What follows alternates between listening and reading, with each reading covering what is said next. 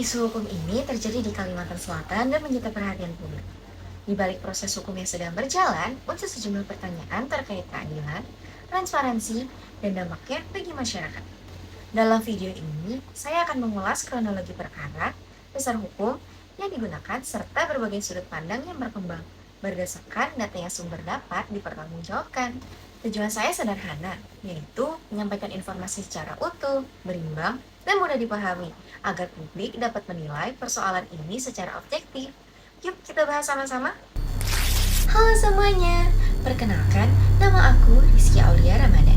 Aku dengan NIM 24102111200063. Aku berasal dari Fakultas Hukum Universitas Lambung Mangkurat. Di sini aku ingin ngebahas 4 isu hukum yang berada di Kalimantan Selatan. Yuk kita bahas sama-sama. Pak Oga dan parkir liar merupakan fenomena yang sering ditemui di ruang publik, khususnya di jalan raya. Pak Oga adalah sebutan bagi orang yang secara tidak resmi mengatur arus lalu lintas di persimpangan, putaran balik, atau pintu keluar tertentu dengan menggunakan isyarat tangan, lalu mengharapkan imbalan uang dari pengendara tersebut. Sementara itu, parkir liar adalah kegiatan pemungutan biaya yang dilakukan tanpa izin resmi dari pemerintah daerah dan biasanya berlangsung di lokasi yang tidak ditetapkan sebagai area parkir, seperti di bahu jalan atau di trotoar. Baik Pak Oga maupun parkir liar sama-sama tidak memiliki dasar kewenangan hukum, sehingga keberadaannya kerap menimbulkan gangguan ketertiban umum dan lalu lintas. Oleh karena itu, praktik ini pada dasarnya bertentangan dengan aturan perundang-undangan dan peraturan daerah yang mengatur ketertiban serta keselamatan di jalan. Dinas Perhubungan mengakui kewalahan akibat maraknya petugas parkir liar atau yang dikenal sebagai Pak Ogah di Kalimantan Selatan, khususnya di kawasan kota Banjarmasin seperti Jalan Ahmad Yani. Fenomena ini mencerminkan persoalan sosial dan lemahnya regulasi daerah yang belum tertangani secara optimal. Praktik tersebut bukan sekadar masalah ketertiban lalu lintas saja, tetapi juga menunjukkan kekosongan penerapan aturan dalam perda serta ketidakkonsistenan penegakan hukum di lapangan.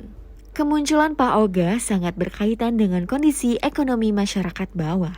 Banyak warga dari kalangan pengangguran, pekerja informal, hingga buruh memilih menjadi Pak Oga sebagai upaya bertahan hidup di tengah sulitnya akses pekerjaan normal. Tarif yang mereka minta biasanya berkisar Rp2.000 hingga Rp5.000 per kendaraan, yang meskipun kecil tetap menjadi sumber pemasukan harian bagi mereka.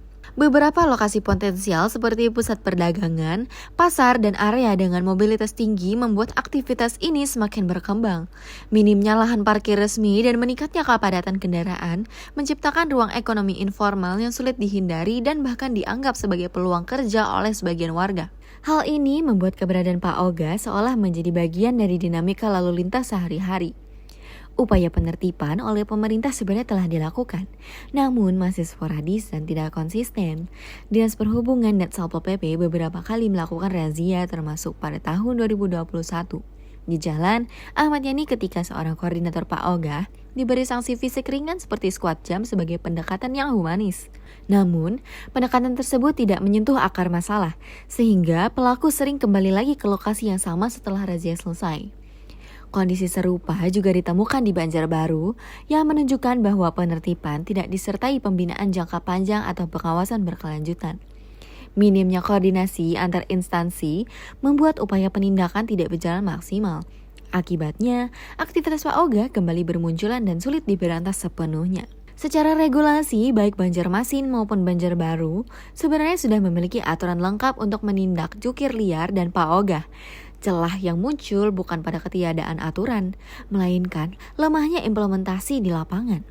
Praktik kucing-kucingan antara petugas dan pelaku menunjukkan bahwa sanksi yang sudah tersedia belum dijalankan secara konsisten.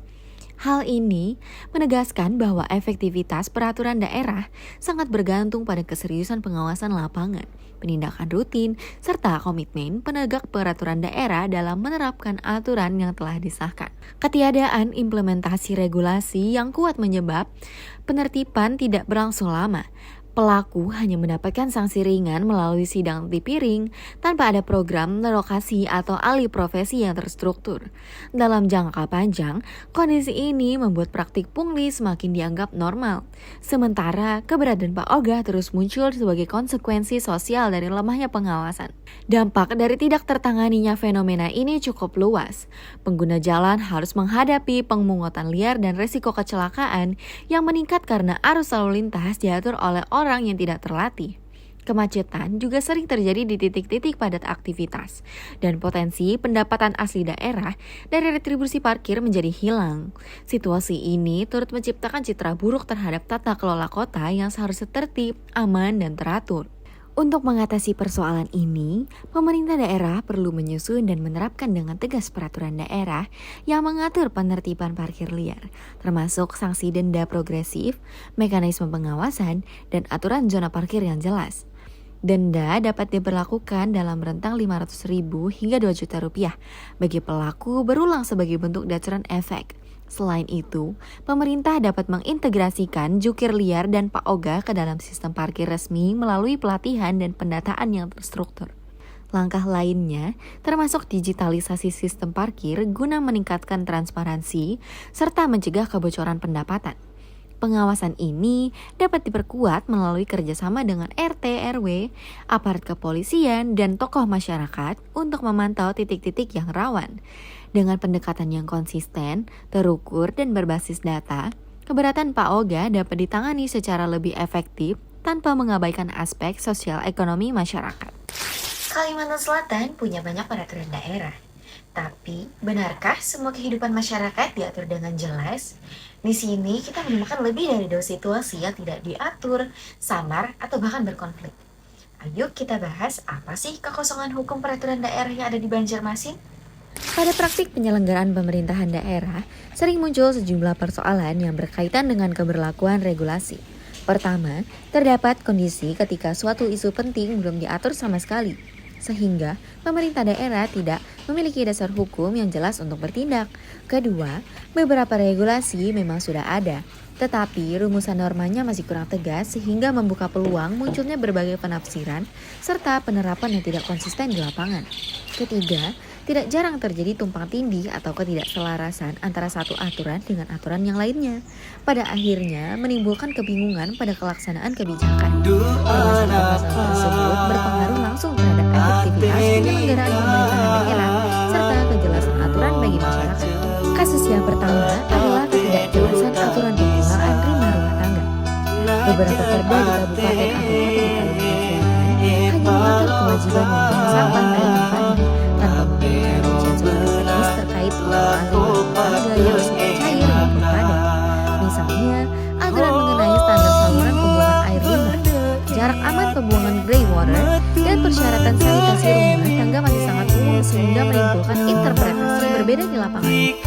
Penyebab kekaburannya itu adalah 2. Yang pertama, pasal bersifat terlalu umum. Yang kedua, kurangnya panduan pelaksanaan.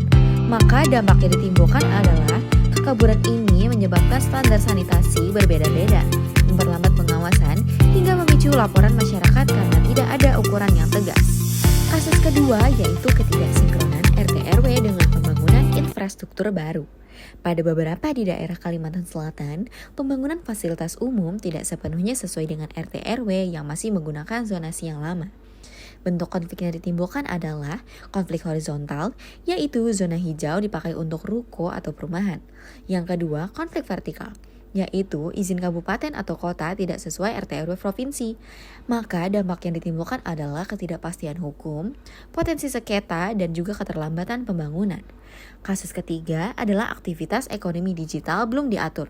Belum ada perda yang mengatur standar penjualan daring, verifikasi penjual lokal, pengawasan produk ilegal, atau dasar pungutan PAD digital.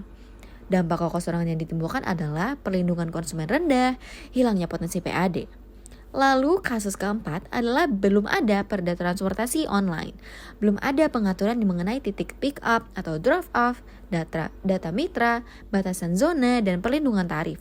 Dampak yang ditimbulkan adalah daerah tidak memiliki kontrol terhadap konflik lapangan dan keselamatan. Ketika lubang tambang ditinggalkan di daerah, tapi keputusannya dibuat di pusat, apakah ini masih sejalan dengan otonomi daerah? Perubahan regulasi melalui Undang-Undang Nomor 3 Tahun 2020 tentang pertambangan mineral dan batu bara membawa konsekuensi besar terhadap hubungan kewenangan antara pemerintah pusat dan daerah. Revisi ini secara jelas menarik sebagian besar kewenangan daerah, terutama dalam hal pemberian izin, pembinaan, dan pengawasan pertambangan untuk dipusatkan kembali di tangan pemerintah pusat. Bagi banyak kalangan, langkah ini dipandang berlawanan dengan semangat otonomi daerah yang sejak reformasi diposisikan sebagai upaya memperkuat desentralisasi dan memberi ruang lebih besar bagi daerah untuk mengatur urusan rumah tangganya sendiri. Dari kacamata hukum tata negara, sentralisasi kewenangan Minerba memang menimbulkan pertanyaan mengenai apakah penarikan kewenangan ini secara otomatis melemahkan prinsip otonomi daerah. Jika kita merujuk pada Undang-Undang Dasar 1945, otonomi daerah diberikan dalam kerangka negara kesatuan. Artinya, pemerintah pusat tetap memiliki posisi dominan dalam pengelolaan sumber daya strategis.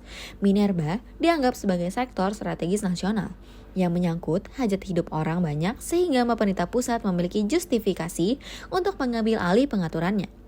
Namun, di sisi lain, Undang-Undang Pemerintahan Daerah sebelumnya telah memberi ruang bagi daerah untuk mengelola sebagian kewenangan Minerba, sehingga perubahan melalui Undang-Undang Nomor 3 Tahun 2020 dapat dipandang sebagai bentuk resentralisasi yang cukup signifikan.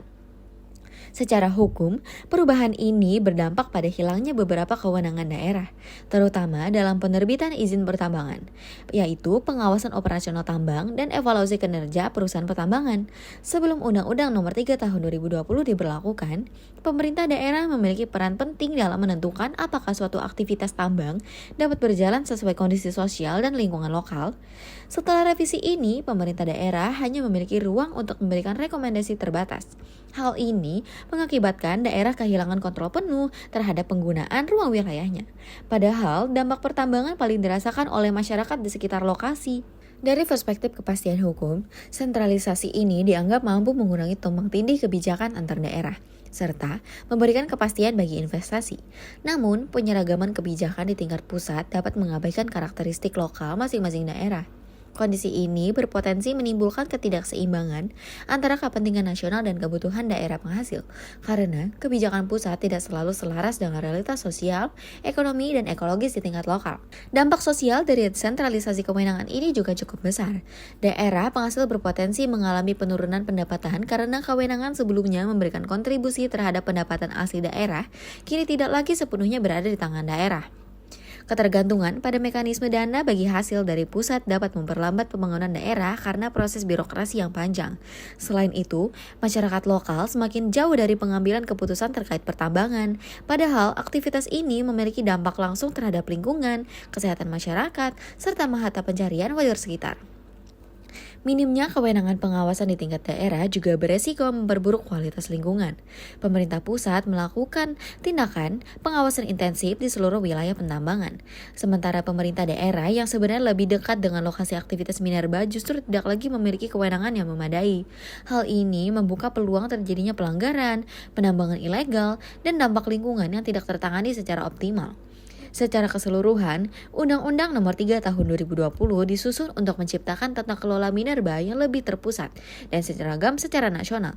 Dari perspektif implementasi kebijakan, sentralisasi ini dianggap mampu meningkatkan efisiensi dan kepastian bagi pelaku usaha, serta mencegah terjadinya fragmentasi aturan di tingkat daerah. Namun, bagi daerah penghasil, kebijakan ini menghasilkan tantangan besar terkait berkurangnya kewenangan, pendapatan, dan kapasitas pengawasan. Dengan demikian, meskipun tidak sepenuhnya berlawan dengan semangat otonomi daerah, sentralisasi kewenangan minerba dalam Undang-Undang Nomor 3 Tahun 2020 tetap menimbulkan implikasi hukum dan sosial yang perlu dicermati agar daerah penghasil tidak hanya menerima dampak negatif, tetapi juga memperoleh manfaat yang proporsional dari pengelolaan sumber daya alamnya. Menteri Keuangan menyebut triliun rupiah dana daerah ngendap di bank dan dana serapan anggaran lambat menjadi masalah nasional. Tapi apa kata Kalimantan Selatan? Apakah Kalsel termasuk yang terkena sorotan? Menteri Keuangan Purbaya Sadewa sebelumnya menyampaikan kekhawatiran besar mengenai lambannya penyerapan anggaran di tingkat daerah. Menurutnya, praktik ini disebabkan oleh sebagian besar pemerintahan daerah yang menyimpan dana dalam jumlah masif tanpa segera membelanjakannya. Sebuah tindakan yang dianggap tidak produktif karena menghambat stimulus yang sangat dibutuhkan perekonomian lokal melalui belanja pemerintah. Pemda disinyalir menahan percepatan belanja karena adanya kekhawatiran fiskal, yaitu takut kekurangan dana untuk membiayai program pada awal tahun anggaran berikutnya. Provinsi Kalimantan Selatan kemudian menjadi sorotan utama karena memiliki jumlah kas yang besar dan ditempatkan sebagian besar dalam deposito. Gubernur Muhyiddin dengan respon yang tenang namun tegas memberikan klarifikasi rinci menjangkau tudingan bahwa dana tersebut mengendap tanpa arah. Ia menjelaskan bahwa strategi pengelolaan kas daerah dilakukan berdasarkan perhitungan manfaat fiskal. Dari sekitar 4,7 triliun rupiah, dana kas daerah sebanyak 3,9 triliun rupiah sengaja dialokasikan ke deposito. Sementara, sisanya ditempatkan di giro sekitar 800 miliar rupiah. Tujuan utama dari strategi ini adalah untuk memperoleh bunga yang cukup tinggi, mencapai 6,5% per tahun yang berfungsi sebagai sumber tambahan pendapatan daerah. Gubernur Muhyiddin menilai pernyataan Menko terlalu tergesa-gesa disimpulkan, sehingga menimbulkan kesalahpahaman dan keresahan di kalangan publik. Meskipun strategi penyimpanan Kalsel bertujuan positif untuk mendapatkan manfaat fiskal, praktik ini menimbulkan implikasi nyata berupa surplus anggaran yang signifikan, mencapai 10,54 triliun rupiah pada September 2025. Angka surplus yang tinggi ini berbanding terbalik dengan kinerja realisasi belanja daerah yang masih berada pada angka rendah sekitar 44,68% dari total pagu anggaran. Hal ini secara jelas menunjukkan bahwa penyerapan anggaran di Kalsel belum optimal, meskipun terdapat kecakapan dalam manajemen kas. Oleh karena itu, pemerintah Provinsi Kalsel segera merespon dengan menggelar rapat koordinasi guna mempercepat progres fisik dan keuangan demi meningkatkan pelaksanaan anggaran di tahun berjalan. Secara keseluruhan, kasus Kalimantan Selatan mencerminkan dilema antara kehati-hatian fiskal untuk menambah pendapatan dengan kewajiban untuk meningkatkan kinerja penyerapan anggaran pembangunan. Sebagai mahasiswa hukum semester 3, saya melihat bahwa persoalan bencana yang terjadi di Aceh dan beberapa wilayah di Sumatera tidak dapat dipahami semata-mata sebagai peristiwa alam, melainkan juga sebagai persoalan kebijakan hukum dan tata kelola pemerintahan. Dalam kerangka hukum nasional, penetapan suatu bencana sebagai bencana nasional tidak dilakukan secara otomatis, hanya karena besarnya dampak, tapi didasarkan pada ketentuan Undang-Undang Nomor 24 Tahun 2007 tentang Penanggulangan Bencana, serta penimbangan pemerintah pusat melalui BNPB dan Presiden. Faktor-faktor seperti luas wilayah terdampak, jumlah korban, kerusakan infrastruktur, serta kemampuan pemerintah daerah dalam merespon bencana menjadi dasar utama dalam pengambilan keputusan tersebut. Pemerintah pusat tampaknya tidak serta-merta menetapkan bencana di Aceh dan Sumatera sebagai bencana nasional, karena masih kuatnya penerapan prinsip desentralisasi dan otonomi daerah. Daerah terlebih dahulu didorong untuk menggunakan kewenangannya melalui APBD, penetapan status tanggap darurat daerah, serta pemanfaatan dana siap pakai BNPB. Di sisi lain, penetapan bencana nasional memiliki implikasi hukum dan fiskal yang besar, karena akan mengalihkan tanggung jawab pembiayaan dan pengendalian kebijakan secara dominan ke pemerintah pusat, sehingga keputusan tersebut cenderung diambil dengan sangat hati-hati. Namun, munculnya fakta bahwa terdapat seorang bupati yang secara resmi menyatakan tidak sanggup menangani bencana di wilayahnya merupakan sinyal serius dalam perspektif hukum tata negara dan hukum administrasi pemerintahan. Pernyataan tersebut menunjukkan bahwa kapasitas pemerintah daerah, baik secara anggaran, sumber daya manusia, maupun kelembagaan telah melampaui batas kemampuannya. Dalam kondisi demikian, menurut pandangan saya, pemerintah pusat seharusnya mengambil peran yang lebih tegas dan progresif. Karena keselamatan warga negara merupakan tanggung jawab negara secara keseluruhan sebagaimana amanat konstitusi.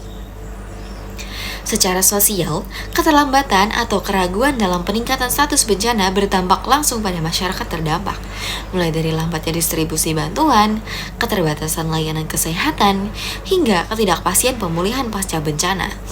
Oleh karena itu, saya berpendapat bahwa perlu adanya evaluasi yang lebih transparan dan berbasis kemanusiaan dalam penetapan status bencana, serta penguatan koordinasi pusat dan daerah agar prinsip otonomi daerah tidak justru menjadi penghambat dalam pemenuhan hak dasar masyarakat yang sedang dalam kondisi darurat.